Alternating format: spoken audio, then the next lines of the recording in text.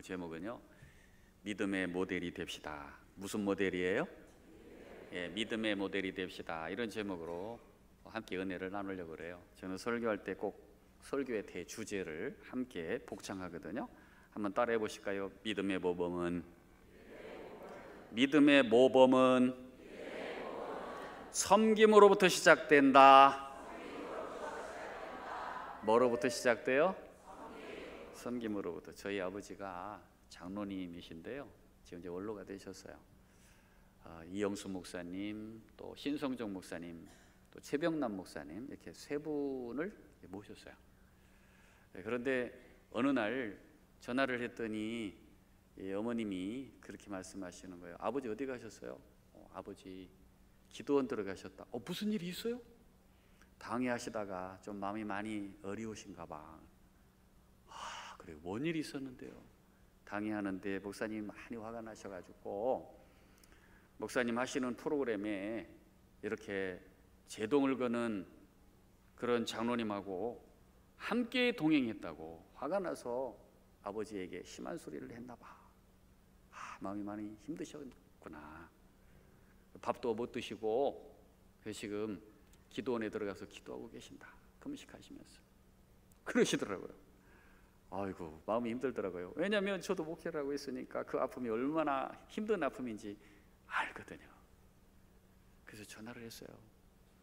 기도원에 있는 아버지한테. 요즘은 뭐 핸드폰 세대니까 너무 좋아요.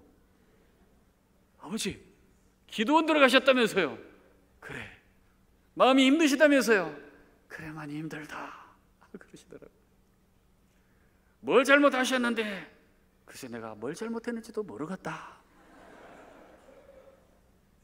목사님이 너무 화를 내셔가지고 너무 섭섭하고 억울하다.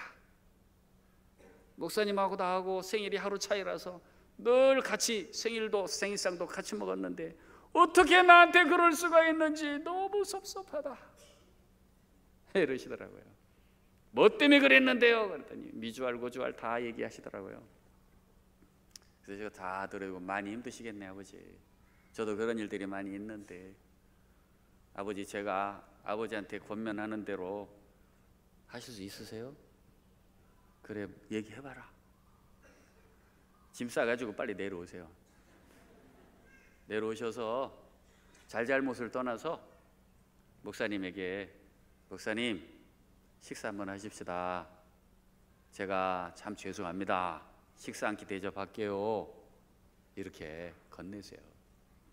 그리고 목사님 만나세요. 그리고 누가 잘하고 잘못하고 다 떠나서 목사님 마음이 그렇게 섭섭하셨는 거 몰랐다고 한마디 사과하시고, 그리고 멋지게 식사하시고 그렇게 정리하세요. 그렇게 하셔야 아버지가 편하지. 섭섭한 마음, 화난 마음으로 계속 교회를 가서 봉사해도 목사님 설교가 귀에 안 들릴 거예요. 화가 나 있기, 섭섭해 있기, 아버지의 영이 상해 있기 때문에 목사님이 강단에서 어떤 말씀을 전해도 하나도 귀에 안 들어올 거예요. 아버지의 마음의 자유를 위해서, 아버지의 영혼의 평화를 위해서 아버지, 목사님 식사 한 끼 사드리세요. 그럴까? 빨리 내려오세요. 그리고 내려오셔서 목사님께 식사 한 끼 사드리고 사과하고, 그랬더니 목사님도 아이고, 아니죠 장로님, 제가 아직, 이러시면서 서로 그냥 풀어주셨어요. 그리고 목사님 은퇴하시고 아버지 원로 되시고 지금까지요 84세신데 자전거 타고 다니세요. 얼마나 건강하신지. 여러분, 영이 건강해야 여러분의 육신도 강건해질 줄로 믿으시기를 바랍니다. 우리의 신앙생활은요 두 가지의 기둥이 있어요. 하나의 기둥을 성장이라고 부르고요, 또 하나의 기둥은 당연히 뭐겠어요? 성숙이죠. 그래서 신앙생활을 진행할 때 이 두 가지가 균형이 있어야 돼요.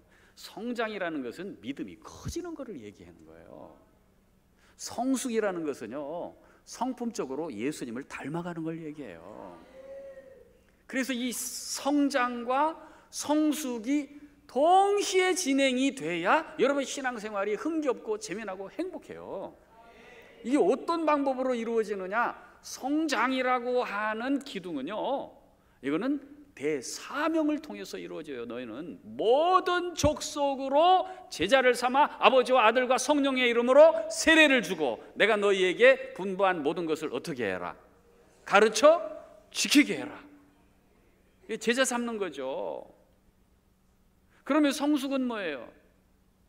성숙은 당연히 예수 닮는 거죠. 그런데 예수 닮는 방법이 무엇이냐? 그게 바로 대계명이에요. 제자 삼는 것을 대사명이라고 부른다면 예수님 닮는 거, 그건 사랑하는 거 아니에요.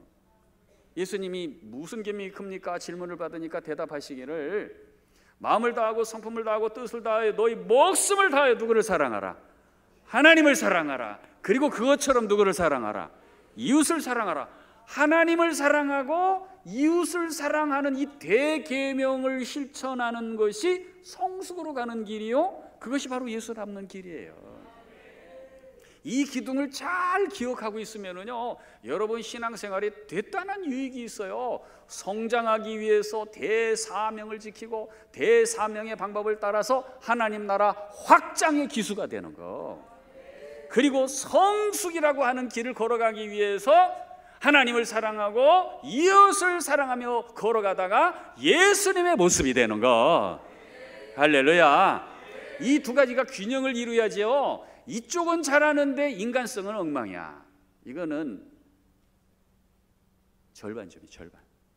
주님은 닮아가는데 전혀 전도하지 아니하고 제자 삼지 않고 하나님 나라 봉사하지 않아. 절름발이에요. 그래서 이 두 가지 성장과 성숙을 동시에 한 방에 해결할 수 있는 단어가 뭐냐면 그게 바로 섬김이라고 하는 단어예요. 할렐루야.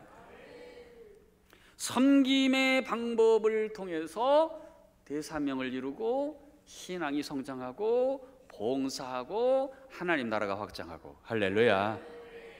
어디를 가든지 섬김의 자세가 돼 있으면은요, 무엇이든지 할 수가 있어요. 마음이 낮아져 있고 주님 사랑하는 마음으로 하기 때문에 무엇이든지 흥겹죠. 뿐만 아니라 예수님을 닮아간다는 게 뭐예요? 예수님을 닮아간다는 건 예수님의 삶의 스타일을 쫓아가는 거 아니겠어요? 예수님의 삶의 스타일이 뭐였어요? 섬김 아닙니까? 예수님께서 자기 사역의 공생의 3년을 마치고 전생의 33년을 다 정리하실 때, 그리고 공생애를 마치실 때 퍼포먼스를 행하잖아요. 뭐라고 행하세요? 딱 허리에 수건을 동이시고, 각 집에서 가장 말단 노예가 하는, 주인이나 손님이 오면은 물 떠다 놓고 발 씻겨주는 일은 그 집안에서 가장 말단 종이 하는 거예요. 그거를 예수님이 하시잖아요. 하시면서 뭐라고 말씀하셨어요? 요한복음 13장 14절에 보면 내가 또는 주와 또는 선생이 되어 너희 발을 씻었으니 너희도 서로 발을 씻겨주는 것이 옳으니라 그랬어요. 그러니까 예수님의 공생의 그 종결점에서 퍼포먼스 결론을 내리시는데, 내가 너희에게 가르친 이 3년생의 모든 교훈이 바로 섬기는 거다, 이러면서 끝난 거 아니에요.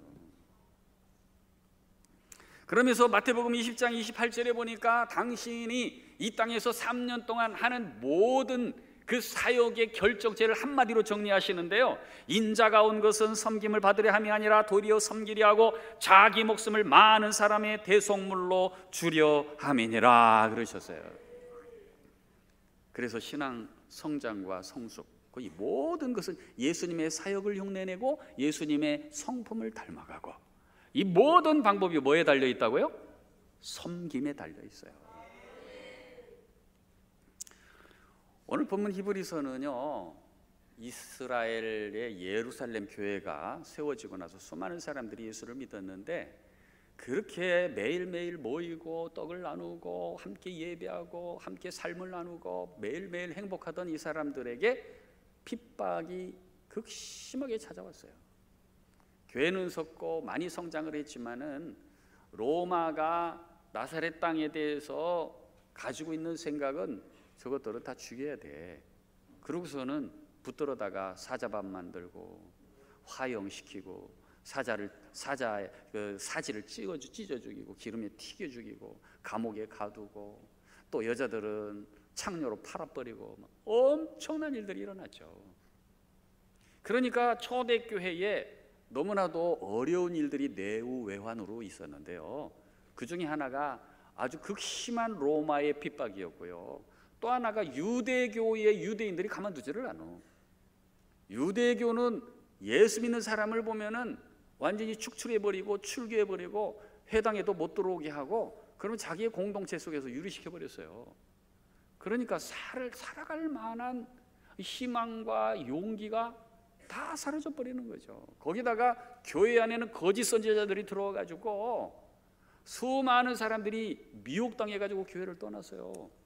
그렇게 많은 사람들이 교회를 떠나거나 유대교로 도로 돌아가려고 할 때 쓴 서신서가 히브리서라고요.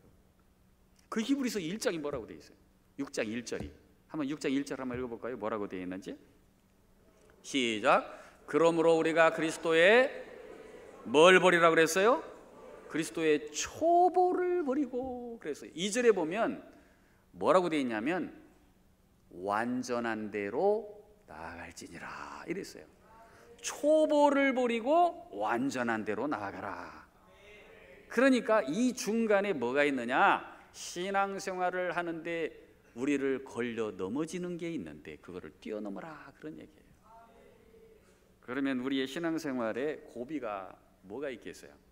신앙생활의 첫 번째 찾아오는 고비는요, 실패라고 하는 고비예요. 실패. 그래서 사람마다 다 두려움이 있거든요. 제일 처음에 예수 믿고 난 다음에는 성령의 9가지 열매 중에 3개를 체험해요. 사랑, 희락, 화평이 찾아온다고. 그 예수님 만난 다음에 신앙생활을 한 다음에 얼마나 기쁜지 몰라요. 하나님의 사랑이 느껴지고요, 그 다음에 공동체 안에서의 기쁨이 있고요, 마음의 평화가 이루어지고요, 죄를 벗어났으니까 막 이런 것들이 몰려오다가 다가오는 게 뭐냐면 두려움이에요. 실패에 대한 두려움. 열심히 예수 믿다가 손해보는 일이 생긴단 말이죠. 열심히 예수 믿다가 어려움이 생긴단 말이죠. 그러다가 가족 안에서 반대가 생긴단 말이죠. 친척들에게 공격이 온단 말이죠. 직장 생활에서 불이익이 일어나요. 가문 안에서 축출이 되고 그 이름이 빼버리잖아요. 야, 이렇게 하다가 내가 엄청난 손해를 보게 생겼구나, 이러다가 제대로 못 살겠구나, 이러다가 관문에서 쫓겨나겠구나. 실패에 대한 두려움, 이 사람들이 처음으로 느꼈던 아픔이에요. 그리스도의 초보에서 또 하나 다가오는 아픔이 있다면 이건 갈등이에요. 열심히 예수 믿다가 어느 날 이제 봉사하기 시작했어요. 봉사하다 보니까는 나는 열심히 했는데 이상하게 비난하는 소리가 들려, 모함하는 소리가 들려. 그리고 내 정면에서 막 반대해. 그리고 삿대질해. 그리고 험한 말을 해. 세상에서부터 더 나빠.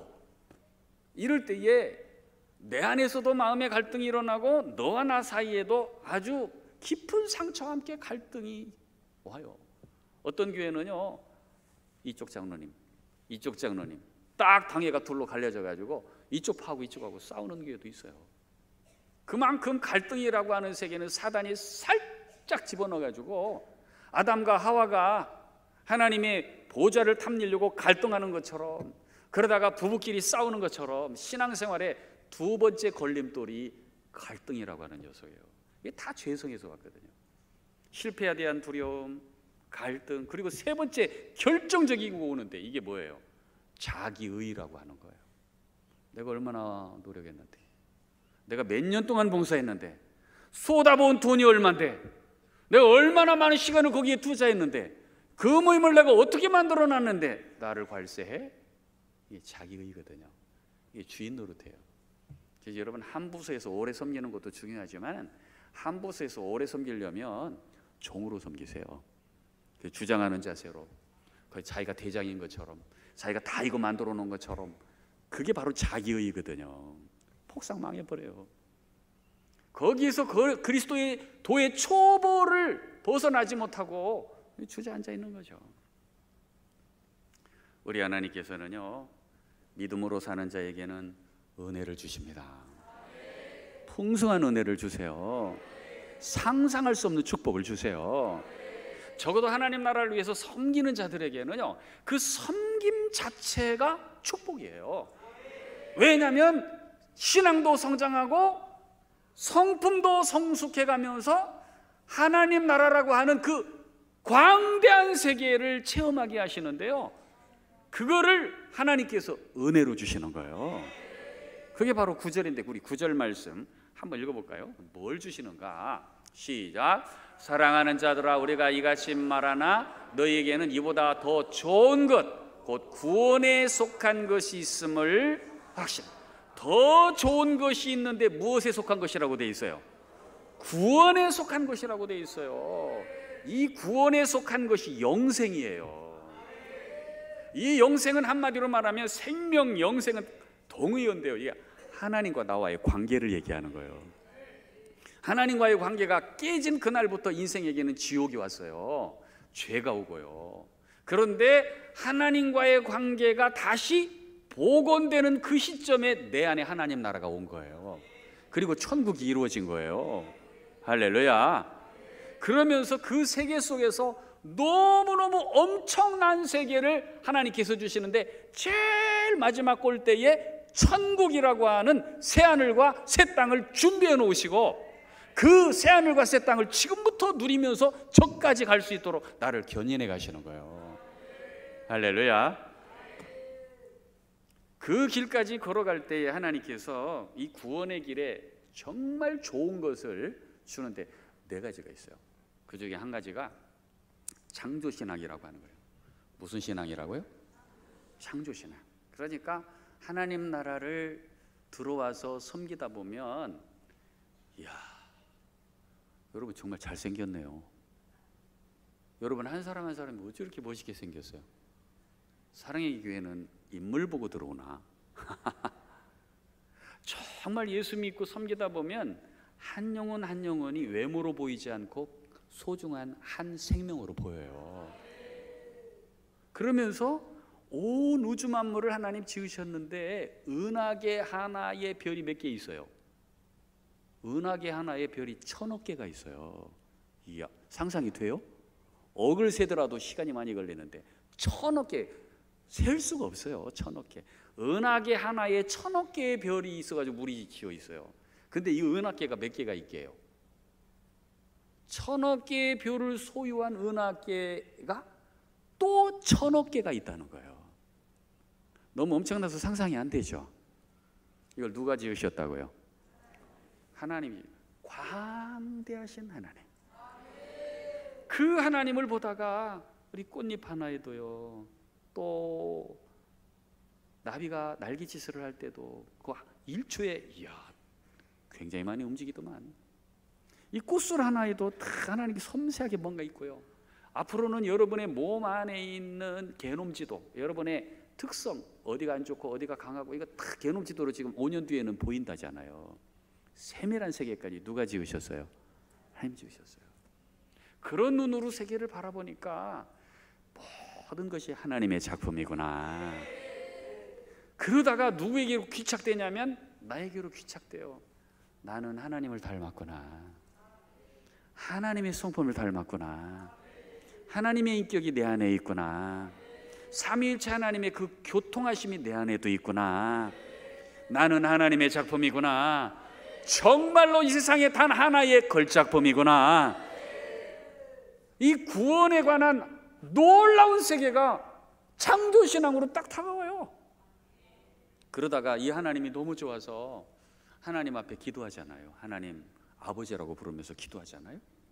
그렇게 기도하다가 어느 날 내 기도를 들어주실까? 들어주실까? 그러고 기도한단 말이에요. 제가 3살 때, 1살 된 내 동생을 보고 있었는데요, 이 녀석이 얼마나 겁나게 오는지, 어머니 아버지는 저 이산밭에 가고 동생하고 들이는데 너무 심하게 울어가지고 제가 감당을 못하겠더라고요. 얼마나 겁이 나는지 제가 저 소심해가지고 겁이 많았어요. 감당을 못하겠더라고요. 어디가 아픈 것 같아. 너무 심하게 울어서. 그 이웃도 다 웃고 그래가지고 그 자리에서 어머니가 가르쳐 주신 대로 기도했어요. 하나님, 하나님, 분명히 하나님께서 내 기도를 들어주신다 그랬고요, 예수님의 이름으로 기도하면 다 들어주신다 그랬는데 내 동생이 너무 심하게 울어서 감당할 수가 없어요. 하나님 도로 재워주세요. 이 녀석을 껴안고 도로 재워주세요. 그러니까 막 너무 겁이 나가지고 기도에 집중했나 봐. 도로 재워주세요 주님, 나 감당할 수 없어요, 예수님의 이름으로 기도합니다 하고 딱 했는데 쌕쌕 자고 있더라고. 그때 저는 3살 때 임마누엘의 하나님을 체험했어요. 그 3살 때의 믿음이 지금까지 와요. 할렐루야. 이 구원에 관한 세계는요, 우리의 평생을 임마누엘로 살게 하세요. 무엇을 하든지 어디를 가든지 어떤 사람을 만나든지 어떤 사건을 겪든지 불을 만나든지 물을 만나든지 우리 예수님께서 예수님을 보내주셔서 그 이름을 임마누엘이라고 하시더니 내 인생에 임마누엘로 걸어가는 거예요. 할렐루야. 그러니까 이 2단계까지만 와도 너무 행복한 거지. 근데 여기서 부족해요. 하나님께서 우리에게 신앙으로 살아가는 사람, 섬기며 살아가는 사람에게는 꼭 3번째 단계의 구원을 주시는데 그게 바로 십자가 신앙이에요. 무슨 신앙이라고요? 십자가. 어려움이 와요, 고통이 와요, 회의가 와요, 낭망이 와요, 좌절이 와요, 마음이 상해요, 찢어져요, 포기하고 싶어요. 이런 것들이 온단 말이에요. 마음도 고통스럽고 몸도 힘들고. 우리는 영혼이 육신과 일체되어 있기 때문에요, 영혼이 아프면 육신도 아프고 육신도 아프면 영혼이 아파요. 예수님도 기도하실 때 너무너무 마음이 고통스러워서 통곡하면서 울면서 기도했는데, 통곡하면서 울면서 기도했다고 히브리서에 나오잖아요. 그런데 울면서 기도할 때 땀까지 흘렸대. 근데 땀이 뭐가 됐어요?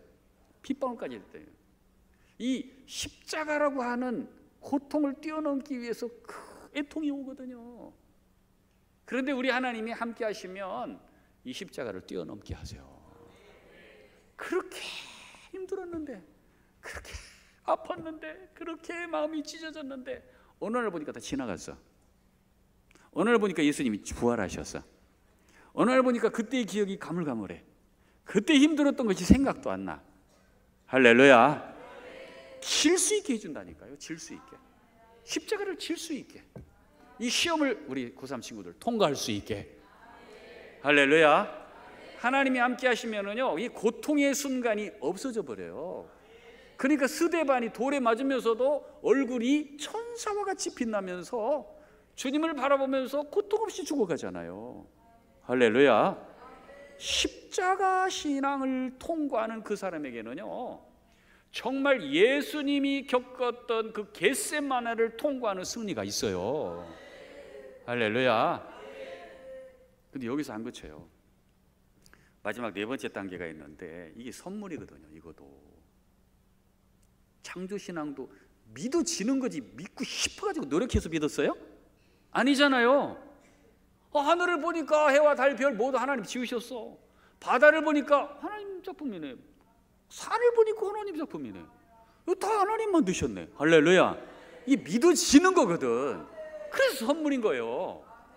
임마누엘도 내가 하나님 함께 하고 싶어서 갔어요?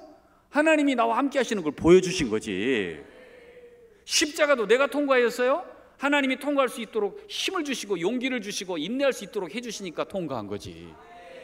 할렐루야. 그런데 여기다가 하나님 뭘 주시냐면 부활신앙을 주시는 거예요. 부활신앙. 그러니까 죽는 것 같았는데 어느 날 보니까 내가 승리했어. 손해를 엄청 봤는데 나중에 보니까 하나님께서 2배, 3배, 10배로 갚아주셨어. 그게 욥기 아니에요. 정확하게 2배로 갚아주시잖아요. 이 하나님 나라 안에서 십자가를 통과하면 하나님께서 아브라함에게 주셨던 은총을 주시는데요, 네 아들을 모리아 산에 바쳐라 그랬더니 아브라함이 그래, 내가 100살 때도 하나님 아내가 경수가 끊겼는데도 얘를 주셨는데 얘를 죽이면 뭐 도로 살려주시겠지. 이게 부활신. 살려주시겠지. 순종해야지. 갔더니 하나님께서 됐다마 그러시면서 옆에 보니까 순양이 있어. 그게 여호와 이레 아닙니까? 부활신앙은요, 우리로 하여금 두려움을 극복하게 만들어줘요. 이 4단계가 믿음으로 하나님을 섬기고 이웃을 섬기고 교회를 섬길 때 주시는 은총들이에요. 오늘 여러분에게 이 세계가 임하기를 예수님의 이름으로 축원드립니다. 그러면 어떻게 이 믿음의 모델을 내가 소유하고 내가 믿음의 모델이 될 수 있을까? 그게 오늘 이제 여기 히브리서 6장에 나와 있는 7절에서 12절 말씀이거든요. 신약 성경에 정말 예수님을 닮은 성장과 성숙이라고 하는 이 두 마리를 다 자기 것으로 소유한 믿음의 모델이 몇 명 있어요. 그 중에 한 사람이 스데반. 스데반은 7 집사 중에 하나잖아요. 그러니까 오늘날로 말하면 장로님이라고 뽑아가지고 투표했으니까. 그것도 1번으로 됐어요. 그리고 헬라파 유대인이에요. 외국에 있다 들어갔다 그런 얘기예요. 그런데 이 스데반은 모든 면에서 다 예수님을 닮았어. 얼굴이 천사와 같았어요. 설교가 폭발적이었어요. 리더십이 뛰어났어요. 다 갖췄어. 조금 있다가 사도행전 10장으로 가잖아요. 스데반이 7장에 나오는데 사도행전 10장으로 가면 고넬료가 나온단 말이에요. 고넬료는 로마 사람이에요. 그것도 백인 대장, 100명을 거리는 백부장이었단 말이죠. 그런데 이 사람이 이스라엘로 와가지고 너의 나라의 신 하나님을 자기도 섬기겠다고 그러더니 하루 3번씩 기도해. 그리고 구제도 해. 그러니까 기도 경건 생활과 어려운 이웃을 돕는 것, 자기가 뜯어내가지고 가는 사람이 다반사인데 이 사람은 뜯어내는 게 아니라 자기 것을 나눠줘. 정반대의 사람이에요. 그러니까 하루 3번씩 경건 생활이 꾸준하게 유지되고 자기가 가진 것으로 나눠주고 거기다가 자기 친척, 친구들, 자기 가족까지 다 전도해서 베드로의 말씀을 듣게 해. 그러더니 몽땅 다 성령 받게 해. 할렐루야. 정말 믿음의 모델들이에요. 스데반이나 고넬료는. 더군다나 이방 사람 중에 가장 최초로 성령 받잖아요. 그런데 이 두 인물의 특징이 뭐냐? 그게 섬김이라는 것이. 다시 한번 선포해 볼까요? 믿음의 모범은 섬김으로부터 시작된다. 할렐루야. 이제 남은 시간 동안에 이제 어떻게 믿음의 모델이 될 거냐, 3가지를 간단하게 말씀을 드리려고 그래요. 그 첫 번째는 뭘까? 함께 따라해 볼까요? 나는 죽고 예수로 살자. 할렐루야. 나는 죽고 예수로 사는 게 뭐냐면 섬기는 거거든요. 자존심을 죽지 않으면, 자존심을 죽이지 않으면 섬길 수가 없어요. 섬김은 언제든지 그 첫 번째 단계가 무릎 꿇는 거예요. 예수님이 제자들 앞에 무릎을 꿇었어요. 허리를 굽혔어요. 그리고 키를 낮췄어요. 그리고 손으로 발을 잡았어요. 냄새나는 제자들의 발. 지금까지도 누가 크냐 싸우는 친구들, 예수님의 십자가 뜻이 무엇인지도 모르는 친구들, 이런 사람들을 대상으로 섬겼다고. 이 예수님의 이름을 위하여 나타내는 최고의 사랑이 섬김이에요. 한번 읽어볼까요? 본문 말씀 10절 말씀 시작. 하나님은 불의하지 아니하사 너희 행위와 그의 이름을 위하여 나타낸 사랑으로 이미 성도를 섬긴 것과 이제도 섬기고 있는 것을 잊어버리지 아니하시느니라. 이 섬김이 하나님이 주목하시는 예수 믿는 사람의 핵심 가치예요. 이 섬김에서 승리를 하면 다 승리할 수 있어요. 근데 섬김이 안 되면은요, 이제까지 했던 거 아무 소용이 없어요. 이 섬김을 위해서 가장 중요한 게 내가 죽는 것, 자아가 죽는 거거든요. 야곱이 130세가 되었어요. 그런데 여전히 야곱은 안 변했어요. 뭐에서? 편애하는 사랑에서. 그러니까 라헬의 소생만 자기의 본 소생이야. 라헬이 자기의 정부이냐.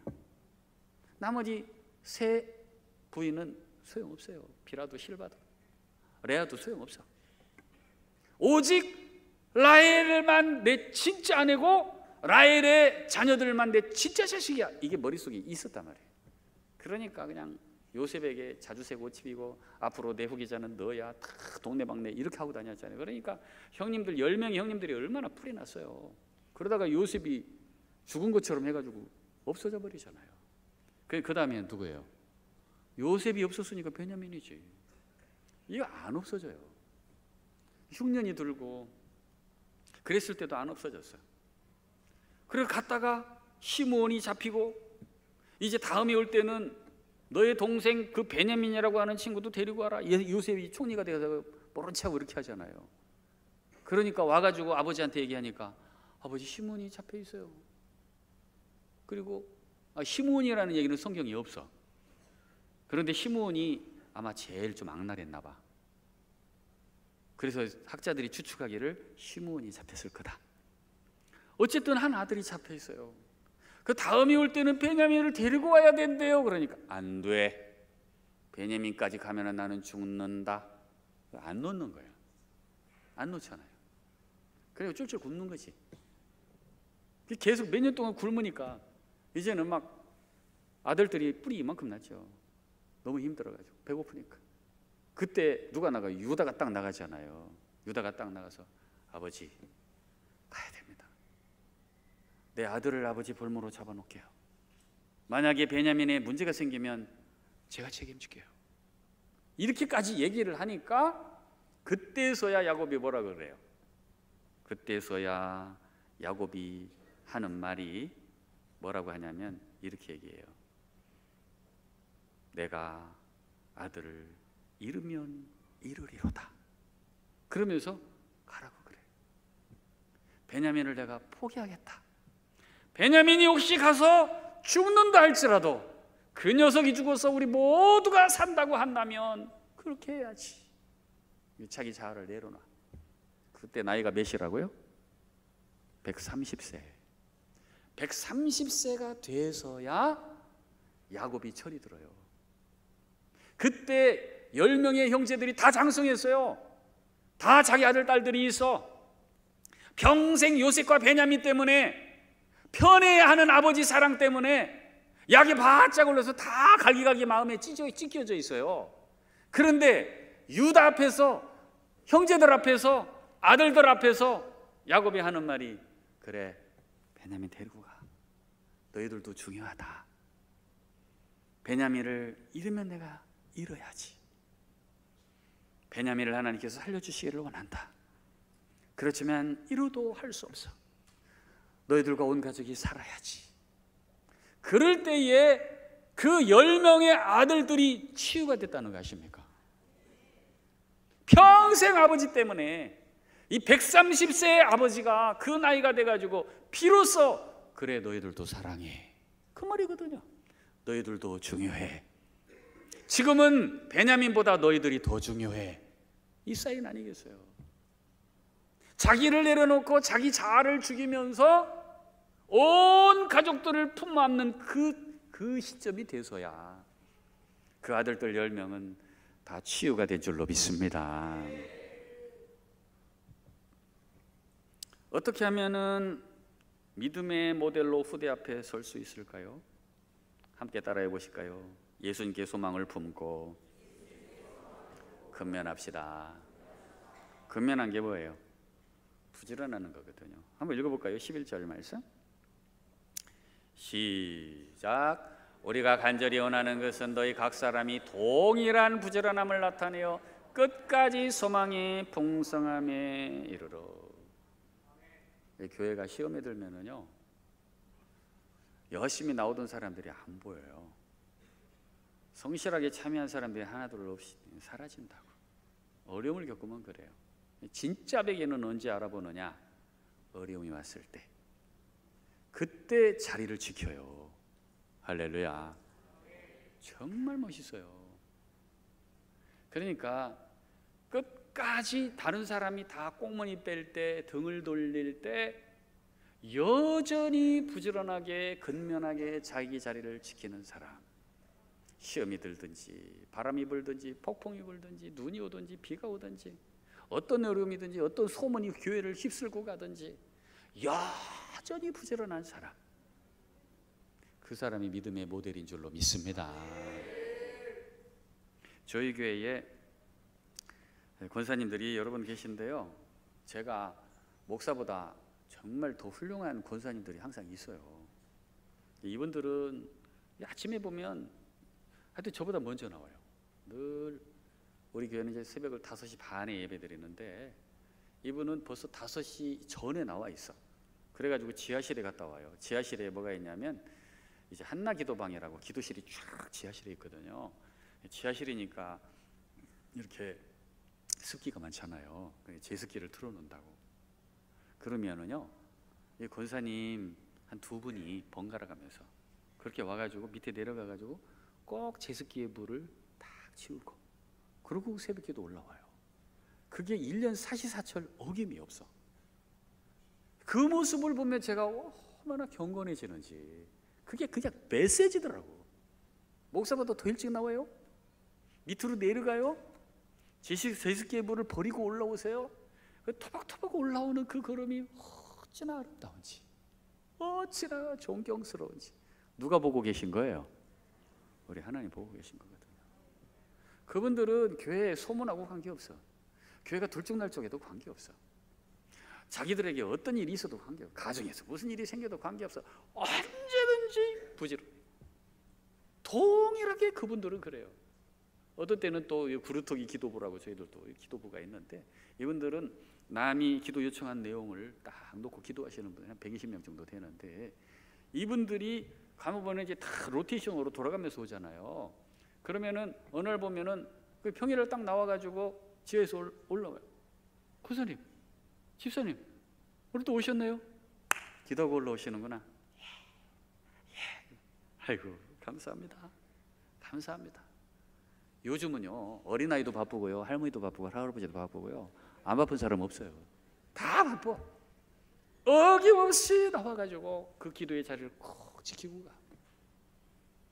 얼마나 은혜로운지. 그 자체가 섬김 아니에요. 할렐루야. 섬기는 거거든요. 자기를 포기하는 것도, 자기 자아를 죽이는 것도 섬기는 거거든요. 섬기기 위해서 그런 거니까. 뭐로 근면해요? 섬기기 위해서 그런 거거든. 모든 것이 다 섬김이라. 섬김 자체가 축복이에요.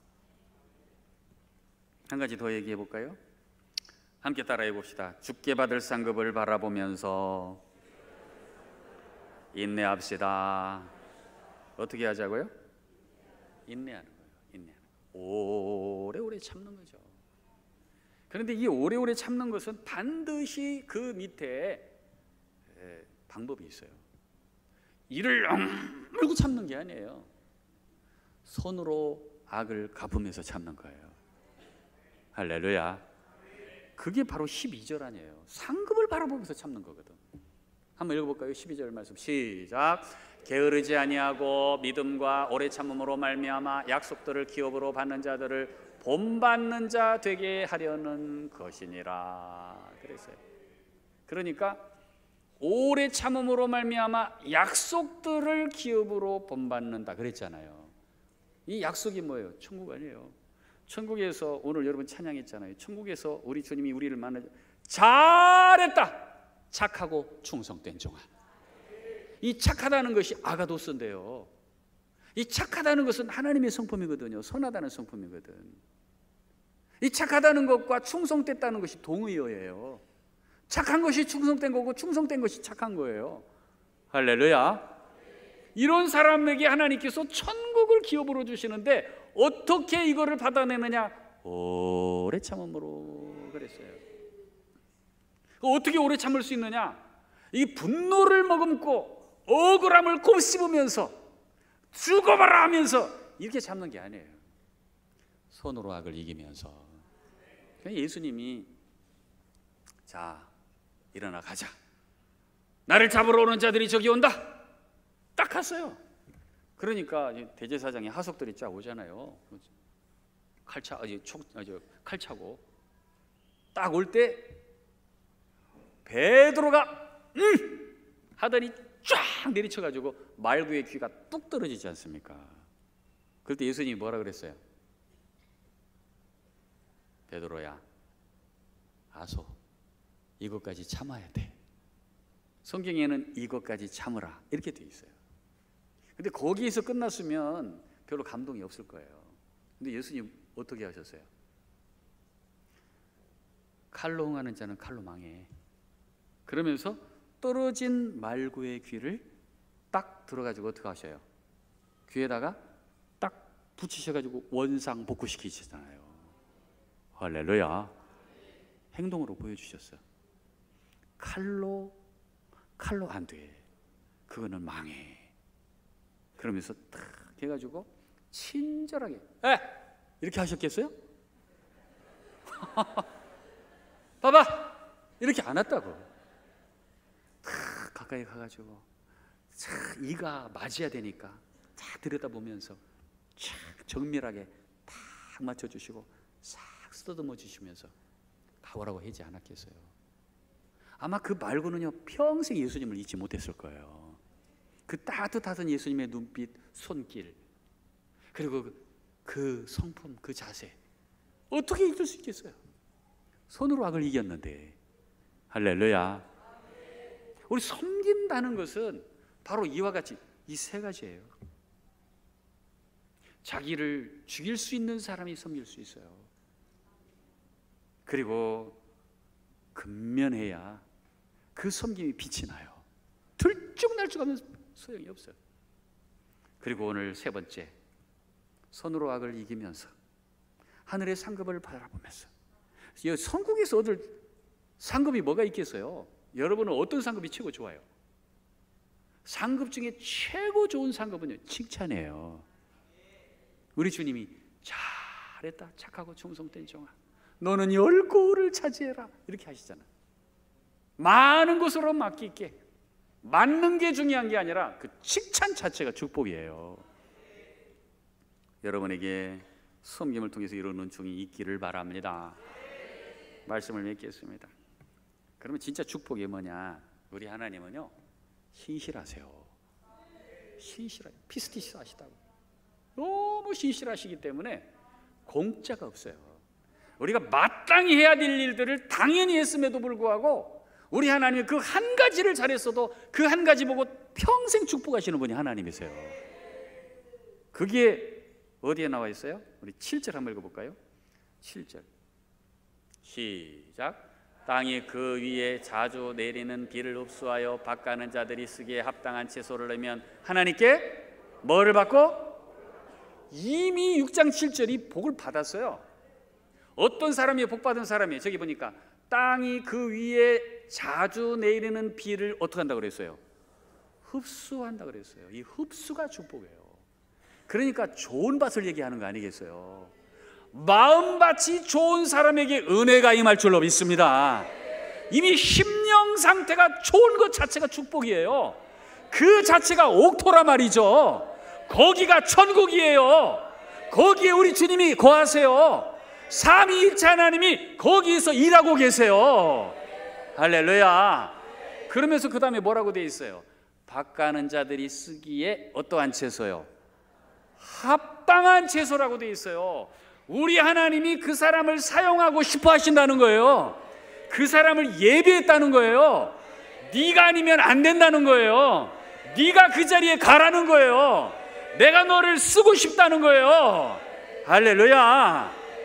이 옥토밭이 되어서 언제든지 스탠바이가 돼가지고 하나님이 원하실 때 당장 투입되는 사람 100명이 있어도요 5가지, 6가지, 10가지 일을 해내는 사람은요 몇 명 없어요. 정말 중요한 일을 시키려고 할 때 남은 잉여 인력을 사용하는 게 아니에요. 일을 하던 사람을 요거 빼고 너 그거 나중에 하고 이거부터 먼저 해. 신뢰하는 사람에게 일을 맡기는 거라고. 우리 하나님께서 밭가는 채소를 합당한 채소를 내고 비를 잘 흡수하는 옥토밭이 된 바로 그 사람에게요 하나님 나라를 맡기는 겁니다. 오늘 여러분에게 이 축복이 영원하기를 예수님의 이름으로 축원드립니다. 다시 한번 선포할까요? 믿음의 모범은 섬김으로부터 시작된다. 할렐루야. 오늘 마지막 선물 드리고 끝내도록 하겠습니다. 우리 불 다 꺼주시고요. 우리 백동정 목사님이 늘 자랑하시는 조선의 누나 서소평 5분 동안 보도록 하겠습니다. 불 다 꺼주세요.